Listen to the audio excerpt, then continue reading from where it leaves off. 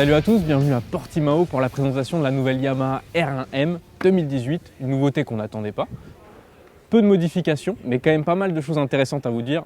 On l'essaie tout de suite. Bon allez, bienvenue à Portimao pour l'essai de la nouvelle Yamaha R1M, sortie des stands. On va regarder rapidement là s'il n'y a personne qui nous arrive dessus. C'est bon.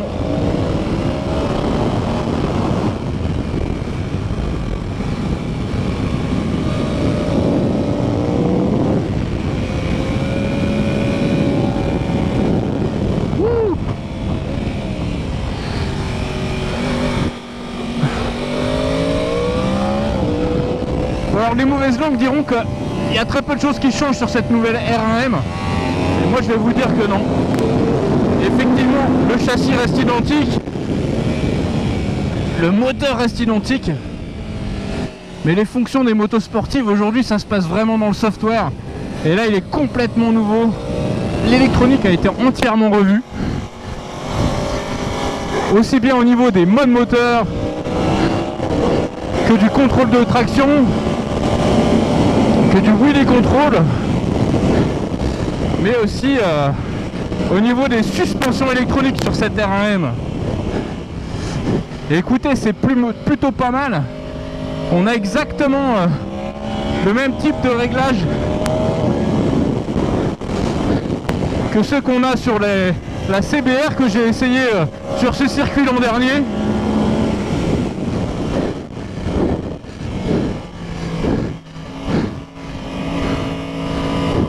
C'est-à-dire qu'on ne fonctionne plus en matière de compression, détente, mais plutôt en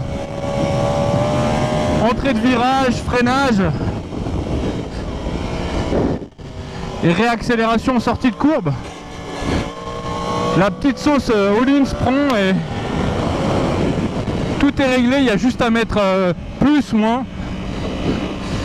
Alors l'option qui est sympa sur ce modèle, c'est qu'on peut aussi repasser sur les suspensions standard, les réglages du moins standard, et éliminer la fonction électronique. En plus tout ça, ça fonctionne avec une application qui permet de tout régler depuis son canapé. Je dis tiens, pour ce circuit là je vais mettre tel mode, et on arrive sur le circuit, la moto est déjà réglée.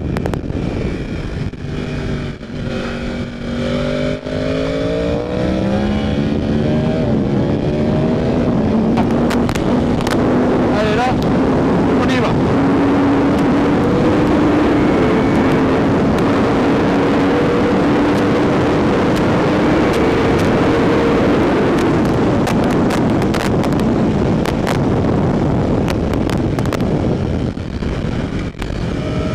Et dans le freinage.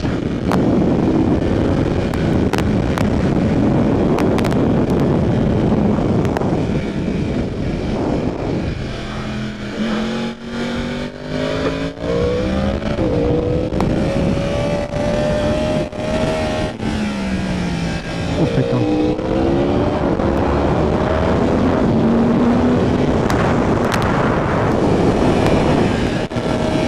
Donc voilà un électronique beaucoup plus smooth avec des power modes différents, un contrôle de traction aussi différent, slide control là, dans les virages qui bouge, qui évolue aussi. On a aussi droit à un nouveau quick shifter qui marche en montée comme en descente, et un nouvel anti-wheeling qui marche plutôt pas mal comme vous pouvez voir.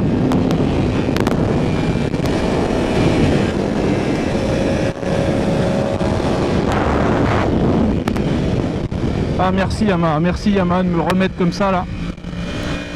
Je suis peut-être pas un pilote de GP, mais quand je conduis cette moto, je m'y croirais, et c'est peut-être ça l'essentiel, hein, c'est que les mecs se fassent vraiment plaisir, en toute confiance. Alors en plus Yamaha met au point des journées spécifiques pour les clients R1M. Si vous achetez la moto, vous allez voir une journée comme celle-ci avec des super pilotes pour vous apprendre à bien trajecter.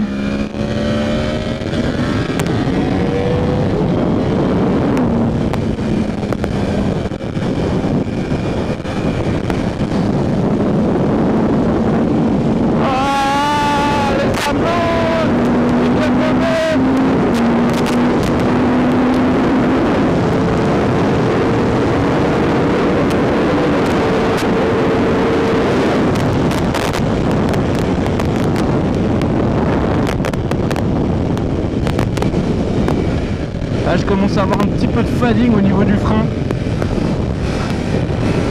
C'est bien le seul défaut de cette moto. Il faut savoir qu'on peut aussi acheter énormément de pièces de compétition. On peut carrément se monter la moto de Superbike avec les pièces GYTR.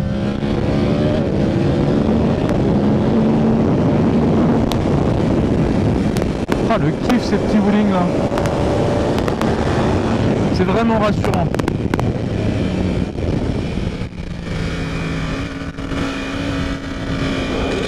Ah, le train avant, il inspire quand même assez confiance. Moi, mon seul regret, c'est le freinage. Je vous parlais des pièces GYTR. Dedans, il y a des étriers Brembo. Effectivement,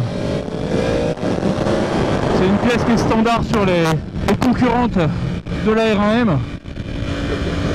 On peut au moins les avoir en option.